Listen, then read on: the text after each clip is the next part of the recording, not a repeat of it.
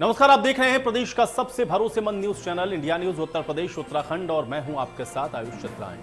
पूरे देश में विजयादशमी के पर्व की धूम है। बुराई पर अच्छाई की जीत का यह पर्व मनाया जा रहा है। यह असत्य पर सत्य की विजय का पर्व है।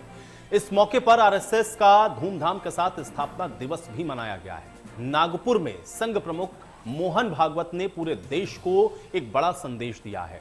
संघ प्रमुख ने देश में लगातार बढ़ रही जनसंख्या पर चिंता को जाहिर किया। संघ प्रमुख ने यह कहा कि वर्ष 1951 से 2011 के बीच जनसंख्या वृद्धि दर में भारी अंतर के कारण देश में जनसंख्या, जहां भारत में उत्पन्न मत पंथों के अनुयायियों के अनुपात में 88% से घटकर यह 83.8% पर आ गई है।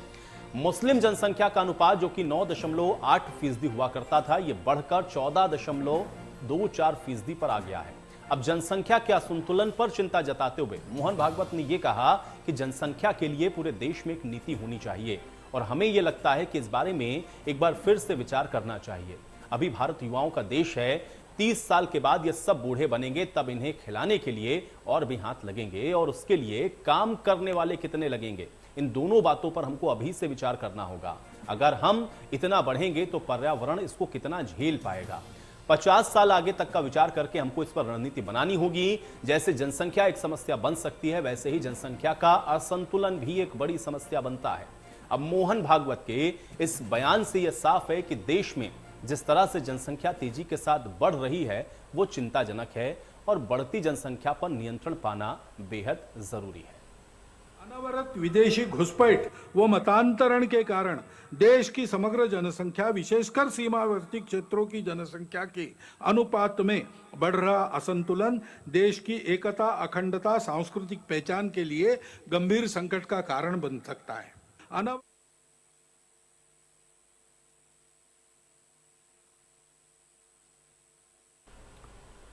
तो वहीं संघ प्रमुख मोहन भागवत के बयान पर सियासी दलों के चश्मे भी अब चमकने लगे हैं और हर दल अब मोहन भागवत के बयान को अपने अपने सियासी चश्मे से देख रहा है। क्या कुछ अब दलों की तरफ से कहा गया, ये भी सुनिए। कमाल है मोहन भागवत जी का, सिर्फ समस्याएं गिनाते रहते हैं। कभी कहते हैं ओटीटी पे बच्चों की आदत खराब हो रही है, कभी कहते हैं यहाँ पे नशे पे पाबंदी लगनी चाहिए, कभी जनसंख्या रोकनी चाहिए, कभी ये करना चाहिए, कभी वो करना चाहिए। अरे भैया, आपको रोका किसने है? सत्ता आपकी है, सत्ताधीश आपके हैं, शासन आपका है, फिर आप क्यों याचनाएं किससे कर रहे हैं? भाई कीजिए ना, फरमाइए मत, करके दिखाइए। या तो ये मान लिया जाए कि सरकार आपकी नहीं सुनती है। कश्मीर में टारगेट किलिंग पर संघ प्रमुख श्री मोहन भागवत जी ने नरेंद्र मोदी सरकार से वाजिब सवाल पूछा है। आखिर ऐसा क्यों होता है कि जब जब भारतीय जनता पार्टी की सरकार या उनकी समर्थक सरकारें होती हैं, कश्मीरी पंडितों को पलायन करना पड़ता है। पिछली बार मुफ्ती मोहम्मद सईद की सरकार थी और भाजपा का समर्थन था, उस वक्त घाटी से पंडित भगाए गए थे। और इस बार नरेंद्र मोदी जी की सरकार है, फिर से घाटी से पंडित भगाए जा रहे हैं और टारगेट किलिंग हो रही है। लोगों का आइडेंटिटी कार्ड देख देख करके उन्हें मारा जा रहा है। आखिर ऐसा क्यों है? जनसंख्या नीति तो होनी चाहिए। जनसंख्या नियंत्रण को लेकर के और जनसंख्या संतुलन को लेकर के जो बात मोहन भागवत की तरफ से कही गई, उस पर आप देख रहे हैं कि जो रिएक्शंस हैं वो सामने आए, जिसमें स्पष्ट तौर पर इस बात को कहा जा रहा है कि आखिर ऐसा क्यों होता है। जब बीजेपी की सरकार होती है तभी इस तरह की बातें होती हैं और कई बड़ी बातें कही गई हैं, वो भी हम आपको एक बार ग्राफिक के जरिए बताते हैं। देश में जनसंख्या के दर के अंतर की वजह से जो मुस्लिमों की आबादी है वो बढ़ी है, ये बात कही गई संघ प्रमुख मोहन भागवत की तरफ से। जम्मू कश्मीर में फिर से टारगेट किलिंग का शुरू हो जाना ये चिंताजनक है, ये बात मोहन भागवत ने कही। पाकिस्तान, चीन के खिलाफ अपनी तैयारी को रखना भी जरूरी है, ये बात भी मोहन भागवत ने कही है। जम्मू कश्मीर में 370 हटने के बाद अब जनता को उसका अच्छा लाभ मिल रहा है, हालांकि ये बात उन्होंने जरूर कही, लेकिन जनसंख्या के असंतुलन को लेकर के उन्होंने कई और बातें भी कही। आतंकियों की गतिविधियों का बंदोबस्त भी करना पड़ेगा, मोहन भागवत इस बात को कह रहे हैं। हिंदू मंदिरों का संचालन हिंदू भक्तों के हाथ में ही रहे, ये सुनिश्चित करना चाहिए। हम एक सनातन राष्ट्र, एक समाज और एक संस्कृति में पले बढ़े हैं, ये हम सबको समझना होगा और देश के युवाओं को जानना होगा कि देश का इतिहास क्या है। यानी कि एक बार फिर से उन्होंने देश के इतिहास को लेकर के भी सवाल उठाया। मिलजुल कर पुण्यतिथियां, जयंतियां हम सबको मनानी चाहिए। इसके अलावा ओटीटी प्लेटफॉर्म पे कोई नियंत्रण नहीं है। नियंत्रण विहीन व्यवस्था से अराजकता का जो संकट है वो इस समय युवा वर्ग के सामने भी है।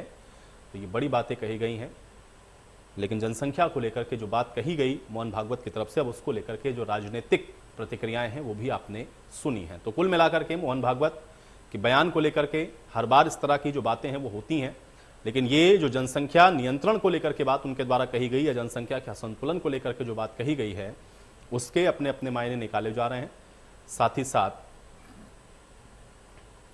अब पॉलिटिकल पार्टी, खासतौर से विपक्षी दल, उनका ये कहना है कि ऐसा क्यों होता है कि जब जब भारतीय जनता पार्टी की सरकारें होती हैं तब इस तरह की बातों को उछाला जाता है, इस तरह की बातों को कहा जाता है, और ये कहीं ना कहीं समाज को बांटने का भी काम करता है। ये आरोप भी अब भारतीय जनता पार्टी के ऊपर लगने शुरू हो रहे हैं। हालांकि मोहन भागवत की जो बातें हैं वो हम आपको लगातार बता रहे हैं, बड़ी बातें उनकी तरफ से आरएसएस के स्थापना दिवस के दौरान कही गई हैं।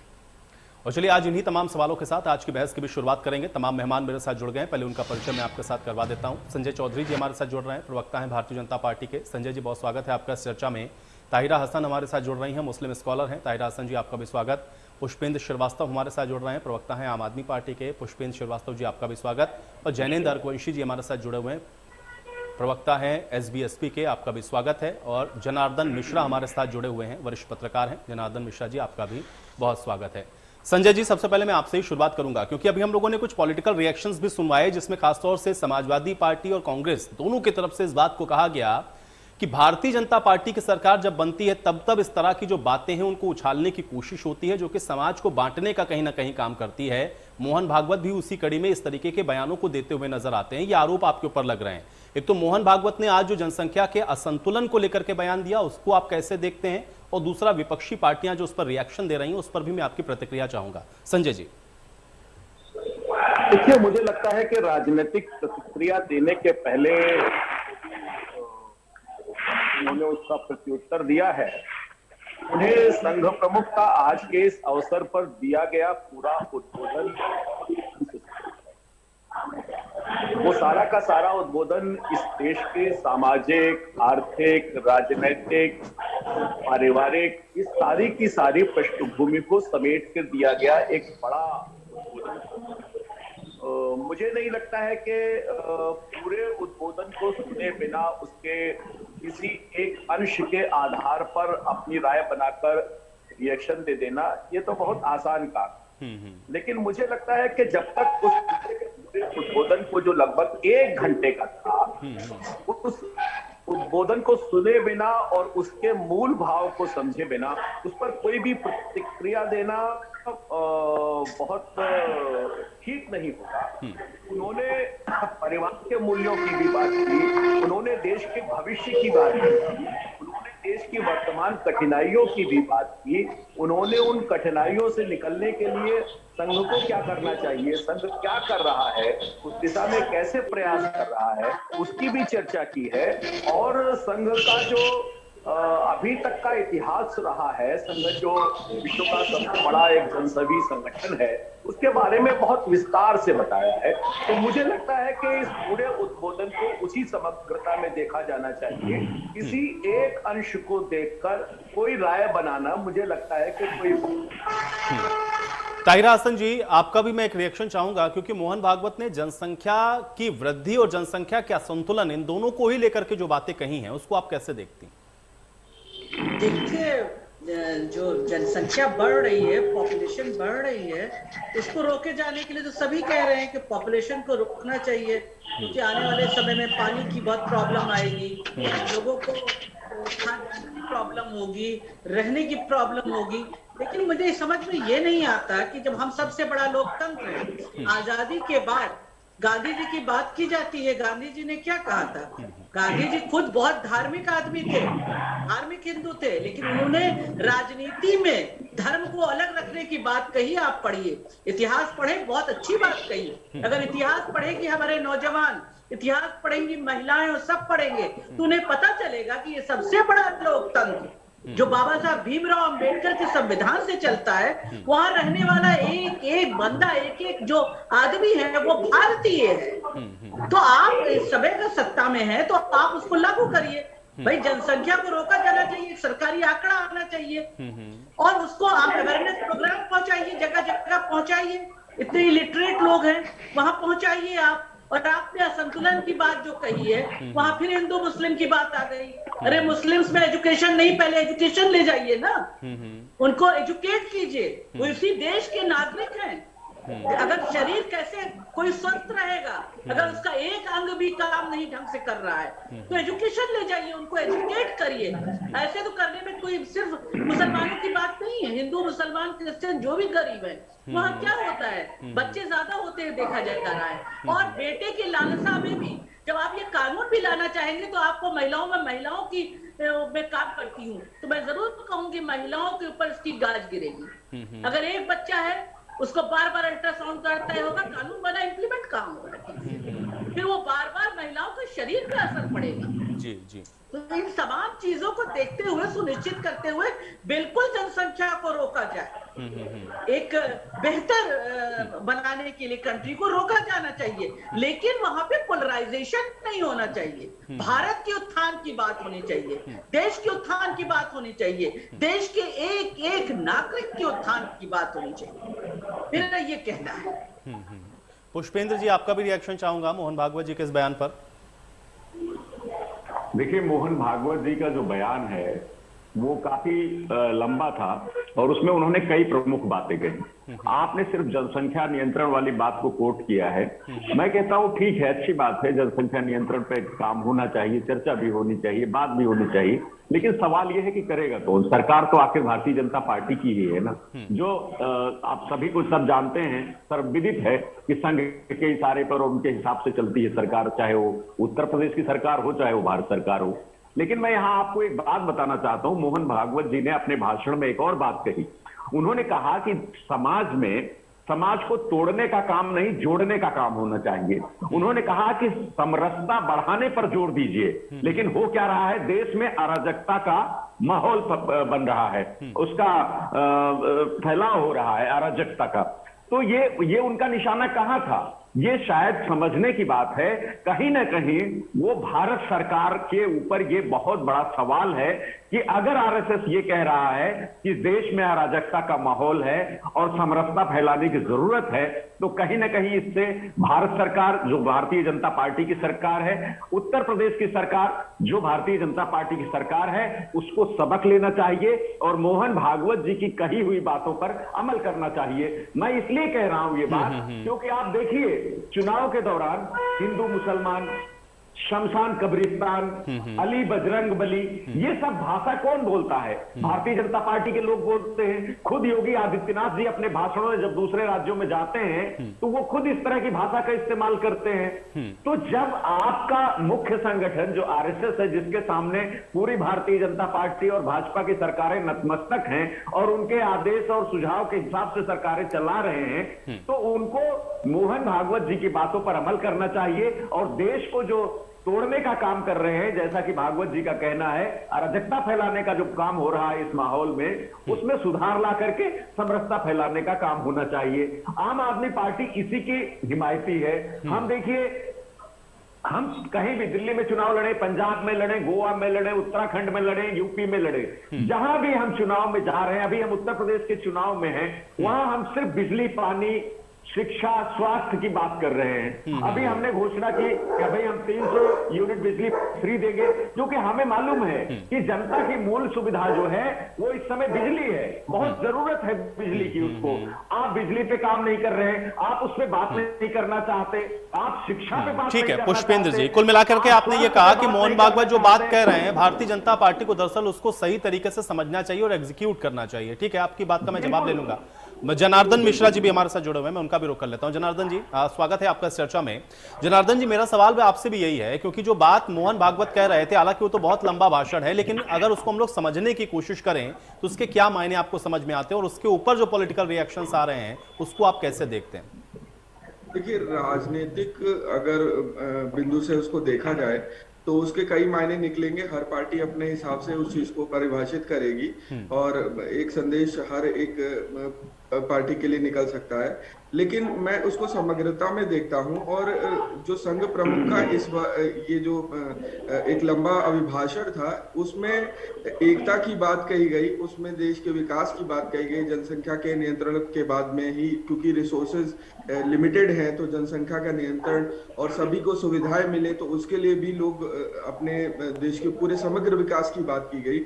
वहां पर उन्होंने ये कहा कि हम हिंदू हैं तो तभी हैं जब हम दूसरों को साथ को लेकर चलने के लिए सक्षम है।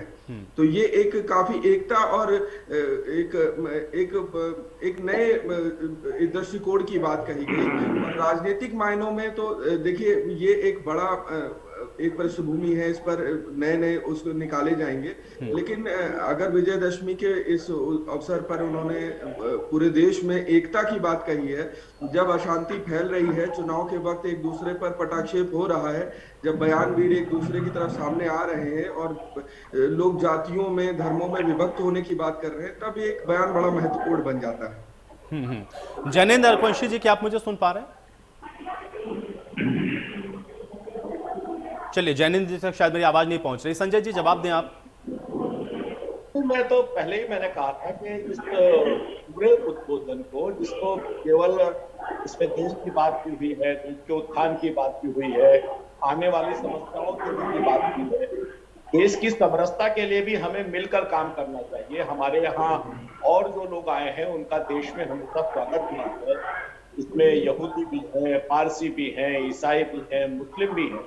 सभी देश में आए हैं और सभी ने इस देश को अपना माना है, सभी इस देश को अपना माने, इस प्रकार का भी वक्तव्य है। तो ये देश की एकता का ही वक्तव्य है।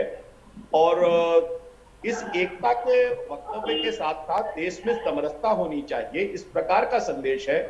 मुझे नहीं लगता है कि बिना इस पूरे उद्बोधन को सुने हुए, उसकी समग्रता में विचार किए हुए, केवल एक विषय को लेकर अपनी कोई राय बनाने के पहले मैं समझता हूं कि सभी विद्वान मित्रों को इसको एक बार खुद से सुनना चाहिए। देश की उसमें विकास की भी बात हुई है, देश में जो सामाजिक उत्थान हुआ है उसकी भी बात हुई है, कोरोना को लेकर भी बात हुई है, समसामयिक सारी समस्याओं को लेकर इसमें बात हुई है। निदान के लिए सरकार नहीं, समाज को खड़ा होना है, ये बात हुई है। और मुझको नहीं लगता है कि इस बात पे, लेकिन संजय जी, जो आरोप यहाँ पर लगे और खासतौर से आम आदमी पार्टी जिस बात को कह रही है अभी यहाँ पर, कि देखिए ये बात तो मोहन भागवत ने कही, लेकिन भारतीय जनता पार्टी उसको एग्जीक्यूट करती हुई कहीं दिखती नहीं है, क्योंकि आप जो बात मोहन भागवत कह रहे हैं उससे बिल्कुल इतर कहीं चलते हुए नजर आते हैं। और इसलिए सामाजिक समरसता की बात आप कैसे करेंगे? नहीं, अगर सामाजिक समरसता नहीं होती, भारतीय जनता पार्टी अगर सामाजिक समरसता न रखती, तो भारतीय जनता पार्टी पूरे देश के अंदर 2 बार और बहुत बड़े बहुमत के साथ अगर जीत के आई है, तो जो लोकतंत्र का पैमाना है उसमें सबने भारतीय जनता पार्टी के पक्ष में आकर कदम बढ़ाया है।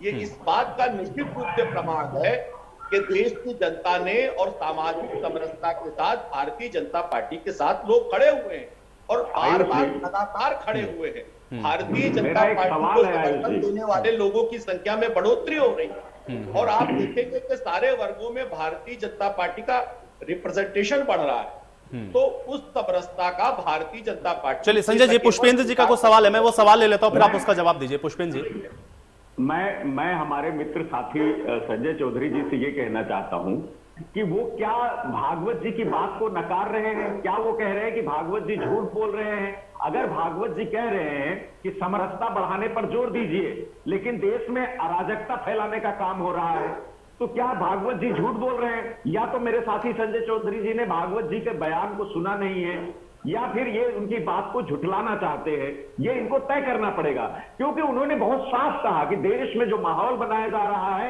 वो अराजकता फैलाने का है, जबकि जरूरत है समरसता की। तो अगर ये संजय चौधरी जी वकालत कर रहे हैं कि भारतीय जनता पार्टी समरसता फैलाने का ही काम कर रही है, तो इसका मतलब मोहन भागवत जी भारतीय जनता पार्टी की सरकारों पर गलत आरोप लगा रहे हैं। ठीक है, चलिए मैं जवाब लेता हूँ माहौल बन रहा है पुष्पेंद्र जी से। ठीक है पुष्पेंद्र जी, मोहन संजय जी से भागवत जवाब ले बोल लेते रहे हैं। हैं। ठीक है संजय जी, जवाब। दरअसल पुष्पेंद्र जी इस पूरे भाषण को ऐसे ले रहे हैं जैसे कोई राजनेता राजनीतिक वक्तव्य देता है।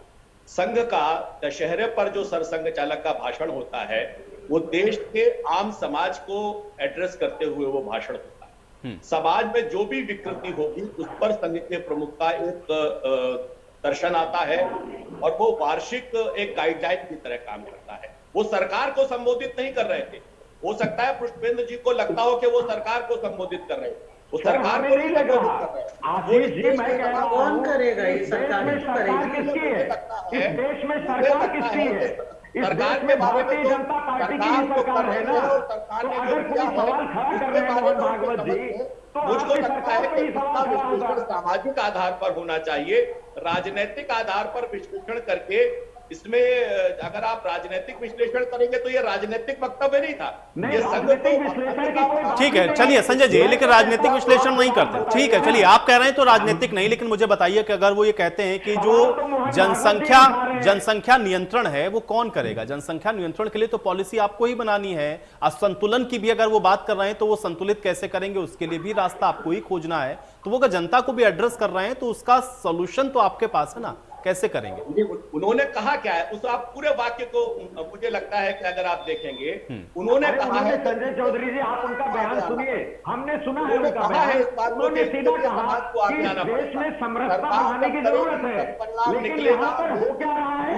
अराजकता फैलाने का काम हो रहा है। तो अराजकता कौन फैला रहा है? क्योंकि इस समय देश में भारतीय जनता पार्टी की सरकार है। अगर मोहन भागवत जी भारतीय जनता पार्टी की सरकार पर उंगली उठा रहे हैं तो निश्चित ही बिल्कुल सही कह रहे हैं वो। भारतीय जनता पार्टी को इसका जवाब देना चाहिए। आपको लगता होगा ये वक्तव्य संघ के सरसंघ चालक का इस देश की जनता के नाम होता है, पॉलिटिकल पार्टी के नाम नहीं होता है। संजय चौधरी जी, मैं बड़ी विनम्रता से आपसे पूछ रहा हूँ कि इस देश में सरकार किसकी है? केंद्र में सरकार किसकी है? नहीं, ठीक है, लेकिन संजय जी मूल सवाल पर ही आ जाते हैं। ठीक है, आपकी बात को मान लेते हैं। वो जनता को ही एड्रेस कर रहे हैं, वो सरकार को एड्रेस नहीं कर रहे हैं, वो जनता को चलिए एड्रेस कर रहे हैं। लेकिन अगर वो जनसंख्या की बात कर रहे हैं, अगर वो जनसंख्या नियंत्रण की बात कर रहे हैं, तो ये जनसंख्या नियंत्रण कौन करेगा? कौन करेगा जनसंख्या नियंत्रण? मुझे लगता है कि उसके अगले वाक्य में जो उन्होंने कहा कि जो भी लोग इस देश में रह रहे हैं, जो किसी भी संस्कृति से आए होंगे, किसी भी उपासना पद्धति से आए होंगे, इस देश में हमेशा से परंपरा रही है कि उपासना के आधार पर विभेद नहीं होता है। मुझे लगता है कि इस वाक्य को भी आपको सबको सुनाना चाहिए। उस वाक्य को सुनाते तो इस पर बेहतर बहस उन्होंने नहीं, लेकिन संजय जी भाई, जनसंख्या को एक समस्या तो मान रहे हैं ना। अब जनसंख्या को नियंत्रित कैसे किया जाए? क्या लोगों के ऊपर छोड़ देंगे कि लोग अवेयर हो जाएं तो भाई जनसंख्या नियंत्रित हो जाए? जनसंख्या अगर एक समस्या है तो कैसे करेंगे इसको? उन्होंने मैं बड़ी विनम्रता से अपने मित्र से पूछना चाहता हूँ कि अगर जनसंख्या वाली बात को बार बार कोट कर रहे हैं और उस बात पे अमल करने की बात कर रहे हैं, तो इनसे पूछिए कि समरसता फैलाने का इम्प्लीमेंटेशन इस देश में कौन करेगा? भारतीय जनता पार्टी के लोग बार बार हिंदू मुसलमान, बार बार शमशान कब्रिस्तान, बार बार अली बजरंग बली की बातें करके नफरत फैलाने का काम, अराजकता फैलाने का काम तो भारतीय जनता पार्टी के लोग कर रहे हैं, इनके बड़े नेता कर रहे हैं, चाहे वो मुख्यमंत्री जी स्वयं योगी आदित्यनाथ जी क्यों ना हो। आपने खुद सुना होगा, खुद नरेंद्र मोदी जी जो हमारे देश के प्रधानमंत्री हैं, वो जब उत्तर प्रदेश के चुनाव में आते हैं तो कहते हैं शमशान में बिजली मिल रही है तो कब्रिस्तान में क्यों नहीं मिलनी चाहिए। इस तरह की तमाम बातें कौन करता है? अगर भागवत जी की इस बात में दम है और हम उस बात को इंप्लीमेंट करने के लिए केंद्र सरकार को जिम्मेदार ठहरा रहे हैं, तो इस बात को अगर वो सवाल उठा रहे हैं तो कहीं ना कहीं ये सवाल भारतीय जनता पार्टी की सरकार पर ही तो है कि आखिर आपके राज्य में अराजकता फैलाने का काम हो रहा है, आप समरसता बढ़ाइए। इसको क्यों नहीं स्वीकार करते संजय चौधरी जी इस चैनल पे बैठ के? देखिए, पुष्पेंद्र जी के साथ कठिनाई ये है कि ये अपने विपक्षी दलों के मित्रों की कठिनाई, इनको कठिनाई नहीं नजर आती। इन्हें इस बात की कठिनाई नजर नहीं आती कि कांग्रेस झारखंड में कहती है कि हमें नमाज पढ़ने का कमरा मिलना चाहिए, वहां इनको हिंदू से हिंदू मुस्लिम नहीं समझ में आता। आप मैं आप ही के विषय पे आ रहा हूं। अरे तो आप कह रहे हैं, मना किया है अभी भागवत जी को, भागवत जी ने यही मना किया है कि आप हिंदू मुसलमान मत करिए जी पूरे। नहीं पुष्पेंद्र जी, देखिए अब आपका सवाल है तो भाई उस पर जवाब तो सुनना पड़ेगा ना। पुष्पेंद्र जी सुने। हाँ संजय जी जवाब दें।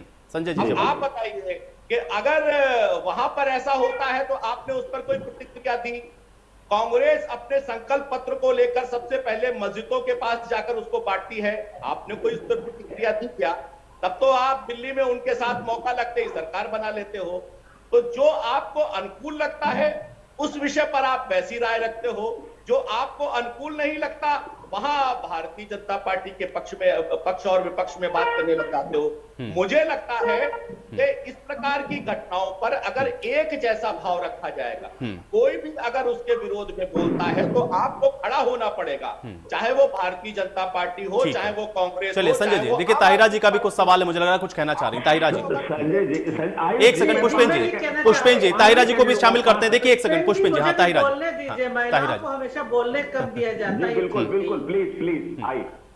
देखिए मेरा ये कहना है कि अभी हमारे बीजेपी के साथी जो बातें कह रहे थे कि कांग्रेस ने जाके बांटा, मस्जिद के पास बांटा, उससे क्या फर्क पड़ा वो बता सकते हैं मुझे? सच्चा कमेटी रंगनाथ में तो उन्होंने ही बनाई थी, कुछ इंप्लीमेंट किया? कितनी बदतर हालत है कम्युनिटी की। तो ये कह के बार बार हिंदू मुस्लिम क्यों कहा जा रहा है? जो भी पार्टी, पॉलिटिकल पार्टी सत्ता में होगी, पावर में होगी, उसका ये धर्म है, उसका ये कॉन्स्टिट्यूशनल धर्म है कि वो सबके बारे में सोचे। और ये आरोप लगाना कि फलाना वहां मस्जिद वो कमरा मांग रहा है नमाज का, फलाना वहां बांट रहा है मस्जिद में जाके। अरे आप देखिए कम्युनिटी की हालत क्या है। आप लखनऊ में देखिए, उत्तर प्रदेश की राजधानी है, पढ़ाई नहीं। मैं बार बार मैंने यही कहा था शुरुआत में कि भाई आप पढ़ाइए, आप उनको मुहैया कराइए। रंगनाथ ने जो कहा था उसको इंप्लीमेंट कीजिए। तो यहाँ पे तो लॉलीपॉप तो उन्होंने भी दिया था, आप उनको क्या कह रहे हैं? वो सिर्फ जाके बांट देंगे, उसके बांटने से कोई मतलब है? तो ये तो हिंदू मुस्लिम करके उनको सिर्फ इलेक्शन के टाइम में झाड़ पोंछ के बैठा दिया जाए ड्राइंग रूम में, एक सजा दिया जाए डेकोरेशन पीसेस की तरह। अरे उनके अंदर आप लाइए, उनको पढ़ाई लिखाई दीजिए, उनका दिमाग खोलिए, उनको एक्सेस दीजिए, मेन स्ट्रीम में लाइए। ये बात कोई भी हो, दलित हो, मुस्लिम हो, ऑपरेस क्लास हो, उनको लाइए। यहाँ पे हिंदू मुस्लिम करने से क्या फायदा? वो मुसलमानों को कर रहे हैं, वो हिंदू को कर रहे हैं, क्या मतलब? जो भी पार्टी सत्ता में है वो सबकी पार्टी। चलिए एक रिएक्शन में जनार्दन जी का भी लेता हूं, फिर पुष्पेंद्र जी मैं आपके पास आऊंगा। जनार्दन जी, जो बात कही जा रही है, क्या इसको इसी एस्पेक्ट में देखा जाए या इसके कुछ और मायने भी आपको समझ में आते हैं? या जो बात अभी यहाँ पर पुष्पेंद्र जी कह रहे थे, क्या उस तरीके से भी देखा जाए कि भाई सवाल तो मौजूदा पार्टी के लिए ही हो गया, अगर समरसता का सवाल उन्होंने उठा दिया तो? अगर हम लोग सामाजिक समरसता की बात करते हैं तो किसी पार्टी से संबंधित नहीं है।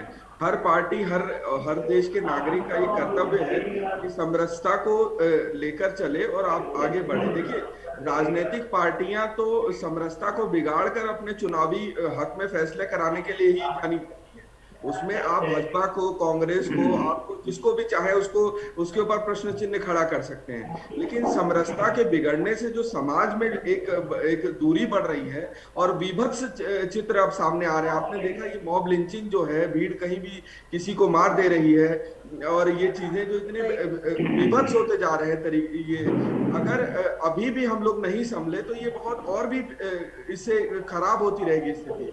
तो ये सिर्फ भाजपा की ही जिम्मेदारी नहीं है, ये सिर्फ कांग्रेस की जिम्मेदारी नहीं है, ये सपा की नहीं है, और ये सभी देश के सभी नागरिकों की भी जिम्मेदारी है कि सामाजिक समरसता को जो है उसको बढ़ाया जाए। और जो कट्टरवाद है, कट्टरवाद किसी भी धर्म में हो, कट्टरवाद सिर्फ एक ही धर्म का उसमें नहीं आप उसको ब्रांड कर सकते। तो कट्टरवाद को अगर नहीं दबाएंगे तो इस तरह की चीजें सामने आएंगी और राजनीतिक पार्टियां इसका लाभ उठाएंगी। ठीक है जनार्दन जी, आपकी इस बात पर भी मैं रिएक्शन लूंगा। एक छोटे से ब्रेक के लिए यहां पर रुकेंगे और ब्रेक के बाद इस चर्चा को यहीं से आगे बढ़ाते हैं।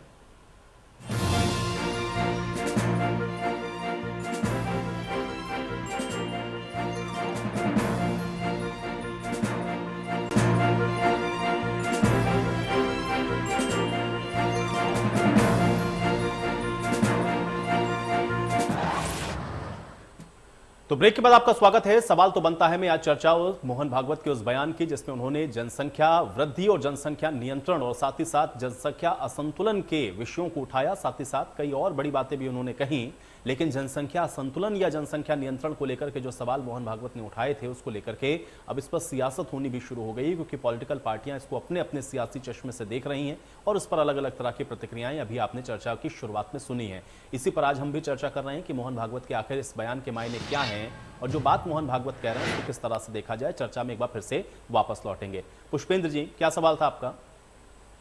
देखिए आयुष जी, मेरा कहना यह है कि जनसंख्या नियंत्रण को लेकर के कोई भी बात कर रहे हैं भागवत जी, सरकार का काम है इम्प्लीमेंटेशन करना, उसके लिए एक नीति बनाना। वो पॉलिसी जब बनाएगी भारत सरकार और फिर उसमें क्या चीजें आती हैं उसको देखेंगे हम, आम आदमी पार्टी उसका अध्ययन करेगी और फिर उसके हिसाब से उस पर प्रतिक्रिया देगी कि वो देश के लिए क्या जरूरी है या गैर जरूरी है, ठीक है खराब है, उस समय की बात उस समय देखेंगे।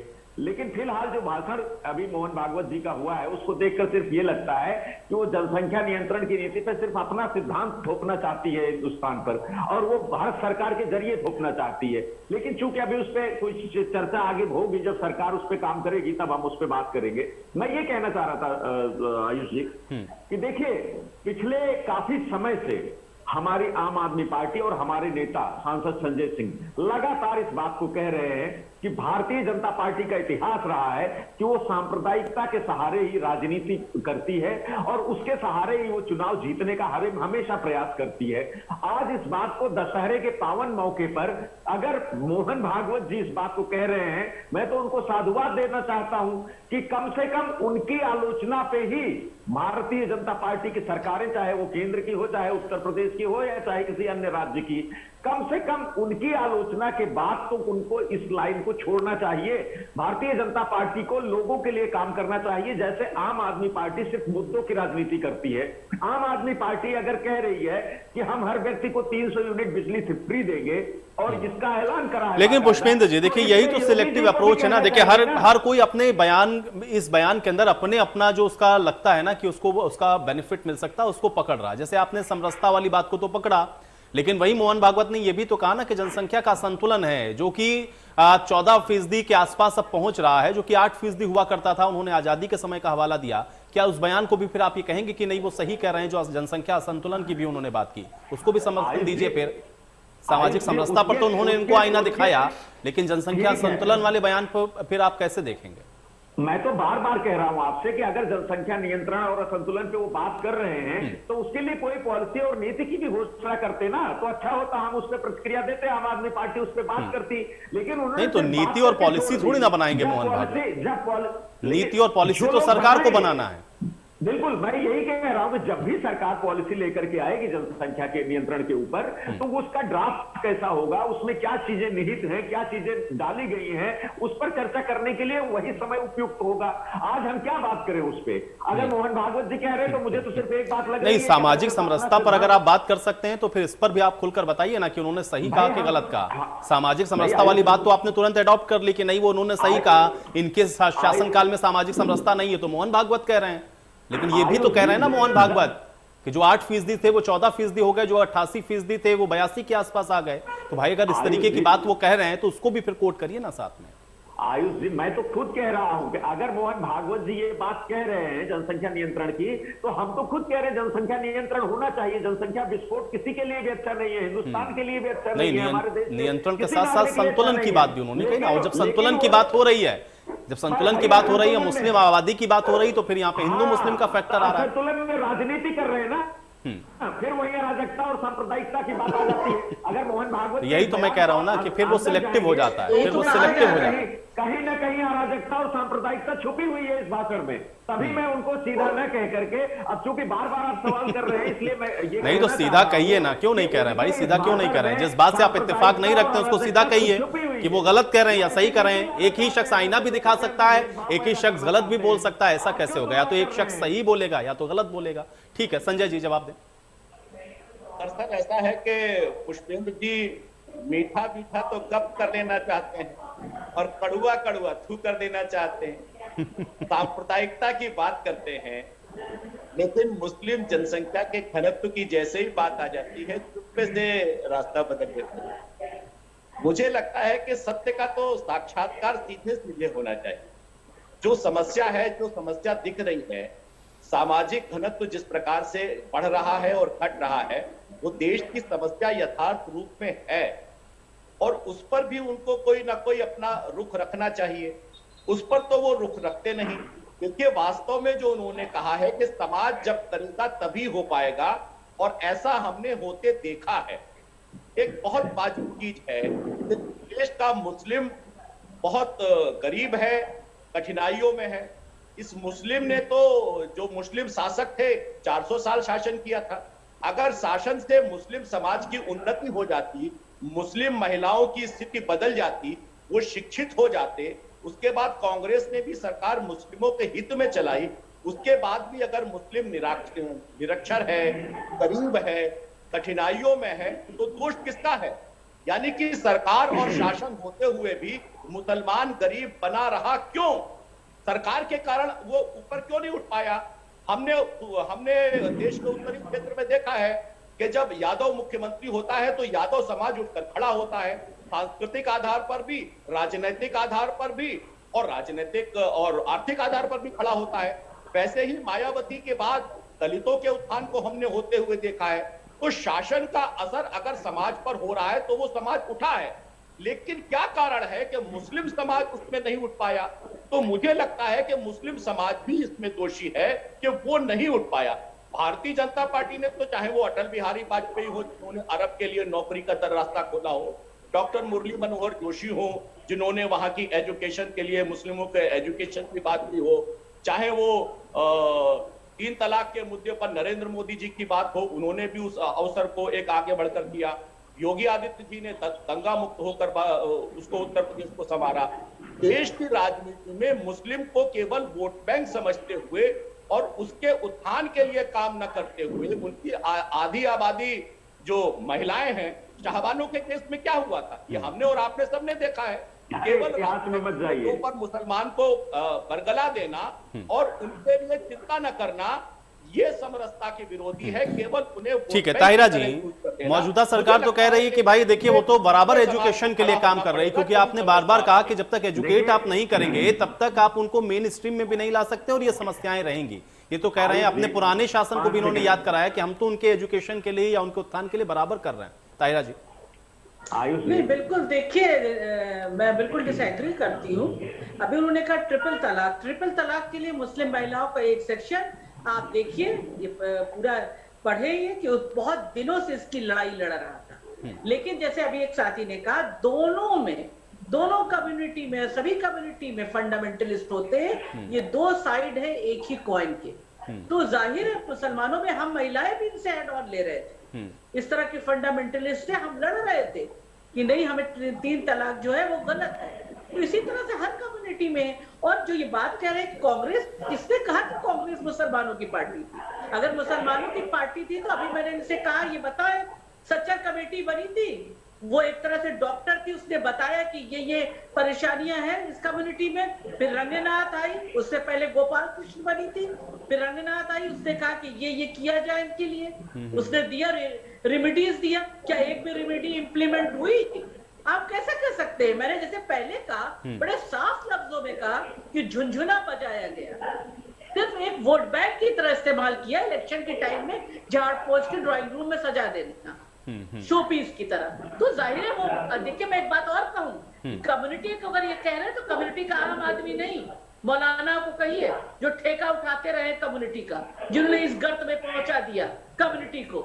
इतना बोलने की हिम्मत रखिए। लेकिन मौलानाओं के साथ भी तो आप लोगों का भी होता है कि वो ले आएंगे, हर पॉलिटिकल पार्टी का होता, माला हार पहनाया ये मौलाना साहब है, ये पूरी कम्युनिटी का कर लेंगे, क्योंकि कम्युनिटी में भी एजुकेशन नहीं आया। एक अच्छे सेक्शन को वो धर्म की चाशनी में लपेट कर ले आएंगे।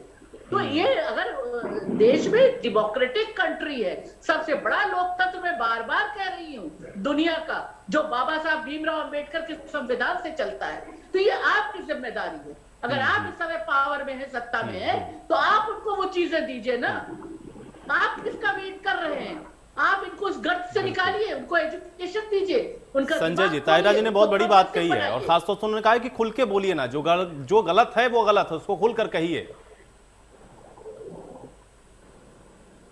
संजय जी, मैंने इसके साथ एक और सवाल उठाया था। मैं अक्सर अपने मित्रों से इस सवाल की चर्चा करता रहता हूँ, और मैंने बड़े लोगों से भी इसकी चर्चा की कि जब समाज सरकार से उठ सकता है, जैसे मैंने कहा कि इस उत्तर प्रदेश का यादव समाज उठ गया है, इस उत्तर प्रदेश पे दलितों में भी चेतना आ गई है, तो अगर मुस्लिम हुक्मरान जिनके पास हुकूमत थी, उनके रहते हुए भी ये मुस्लिम आबादी इस गर्त में क्यों है?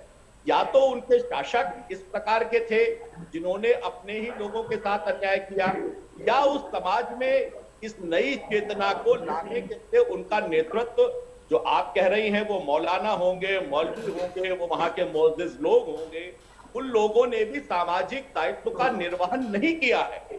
इसलिए मैं कहता हूं कि सरकार से ज्यादा इस सामाजिक चेतना की, सामाजिक समरसता की और सामाजिक एकीकरण में भूमिका समाज की है। उस समाज को भी जागृत होना पड़ेगा और मुझको लगता है कि संघ का ये संदेश कि पूरे समाज को और पूरे देश को आगे बढ़ने के लिए सामाजिक रूप से हमें एक होना पड़ेगा। पुष्पेंद्र जी, इसको सामाजिक दृष्टिकोण से देखें, इसको राजनीति के चश्मे से अगर आप नहीं देखेंगे तो आपको समझ में आएगा कि क्या कहना चाह रहे थे और मोहन भागवत के बयान के मायने क्या हैं। देखिए, मैं इसको बिल्कुल उसी दृष्टि से देख रहा हूं जैसा संजय भाई चाहते हैं, लेकिन मुझे बड़ा अच्छा लग रहा है कि संजय भाई कहीं ना कहीं इस बात का दोष अपनी सरकार को भी दे रहे हैं। अगर वो पिछली सरकारें कह रहे हैं तो उसमें अटल बिहारी वाजपेयी जी की और पिछले 7 सालों से ज्यादा से लगभग केंद्र में नरेंद्र मोदी जी की सरकार है जो भारतीय जनता पार्टी की है, और सबसे बड़ी बात उत्तर प्रदेश में 4.5 साल से ज्यादा होने जा रहे हैं योगी आदित्यनाथ जी की सरकार है बीजेपी की। इनका जो सवाल है संजय जी का वो इन सरकारों से भी है, और इस बात को अगर ये संजय जी मान रहे हैं तो इसके लिए मैं इनको धन्यवाद देता हूं कि अपनी सरकार पर भी ये सवाल उठा रहे हैं कम से कम कि योगी आदित्यनाथ जी ने आज तक मुसलमान के लोगों के लिए या उस कम्युनिटी के लिए क्यों सही ढंग से काम नहीं किया, क्यों उनके बच्चे आज शिक्षित नहीं हैं। आम आदमी पार्टी जब मुफ्त शिक्षा की बात करती है तो क्या वो सिर्फ एक वर्ग की बात करती है, उसमें सारे लोग आते हैं। हम तो कहते हैं, हम तो डंके की चोट पे कहते हैं कि उत्तर प्रदेश में आम आदमी पार्टी की सरकार अगर बनेगी तो हम 25% जो बजट है उसका 25% पूरे बजट का शिक्षा पे खर्च करेंगे ताकि लोग शिक्षित हो सकें। उसमें हमारी जो मुस्लिम कम्युनिटी, जनार्दन जी, एक तो जनसंख्या नियंत्रण और जनसंख्या संतुलन, ये दोनों चीजें कैसे हो सकती हैं? क्योंकि जिस ओर मोहन भागवत इशारा कर रहे थे, क्या उसको आप इस तरीके से देखते हैं कि हाँ जो वो बात बता रहे हैं वो तो परेशानी की है, अलार्मिंग सिचुएशन की ओर भी उन बातों को कहीं अगर हम देखें तो इसका हल क्या हो सकता है? जनसंख्या नियंत्रण के लिए, जो संतुलन के लिए जो प्रयास सरकार कर रही है इतने सालों से, जैसे हमारे अभी पैनलिस्ट ने भी कहा था कि अवेयरनेस के लिए काम किया जाए, जागरूकता को फैलाया जाए, तो ये इतने दिन से चला आ रहा है और बहुत पैसे इस पे खर्च होते हैं, बड़े कैंपेन चलाए जाते हैं, डॉक्टर्स जगह जगह जाते हैं, लेकिन उसका कोई बहुत ठोस असर हमें नहीं देखने को मिल रहा है। तो सरकार को निश्चित रूप से कुछ कड़े कदम उठाने चाहिए अगर इस चीजों को, गंभीरता को समझा जा रहा है, और उसमें सभी पार्टियों को साथ आकर एक इस चीज को मतलब मूर्ति रूप देने में सहायता करनी चाहिए। यहाँ पर देखिए, लोकतंत्र में पक्ष और विपक्ष की दोनों की भूमिका बहुत ही महत्वपूर्ण है। अगर एक दूसरे पे आरोप प्रत्यारोप नहीं करेंगे तो प्रगति और विकास की कोई बात समझ ही नहीं पाएगा। लेकिन जहां पर देश की बात आ जाए, जहां पर सभी जनता की विकास की बात आए, वहां पर सभी को एक होकर एक सुर में साथ आना चाहिए। संजय जी, पुष्पेंद्र जी की बात का जवाब दे दें। 5 सेकंड मैं लूंगा बस सिर्फ आपसे। नहीं संजय जी, मैं बिल्कुल आपकी बात का रिएक्शन लेता हूं पहले। संजय जी, देखिए, जो मैं बात पहले कह रहा था, पुष्पेंद्र जी तो अच्छा पार्ट है, उन्होंने सुन लिया। मैं भारतीय जनता पार्टी के लिए बात उठा रहा था, लेकिन मैंने कहा ना कि काम अगर किसी ने किया है सकारात्मक नजरिए से मुस्लिमों के विकास के लिए जो काम किया है, आप बताइए, अरब देशों के लिए परमिट खोलकर वहां पर रोजगार के अवसर हो, ये अटल जी ने किया कि नहीं? उसके बाद डॉक्टर मुरली मनोहर जोशी ने मुस्लिम एजुकेशन के लिए, उनके कंप्यूटराइजेशन के लिए काम किया। मोदी जी ने उनकी जो आधी आबादी है उसके लिए 3 तलाक पर काम किया। योगी जी तो आज मुस्लिमों की हालत क्यों बुरी है? चलिए ठीक है संजय जी, अब मुझे चर्चा भी यहीं समाप्त करनी पड़ेगी, मेरे पास समय नहीं। बहुत शुक्रिया आप लोगों ने समय निकाला चर्चा का हिस्सा बने। हालांकि मोहन भागवत ने जो बातें कही हैं वो निश्चित तौर पर एक बड़ी समस्या है देश के सामने, लेकिन जब उसको पॉलिटिकल चश्मे से देखना शुरू किया जाता है तब उस पर राजनीति होती है, और वो होती हुई आपको दिख रही है। आज सवाल तो बनता है मेरे साथ, फिलहाल इतना ही।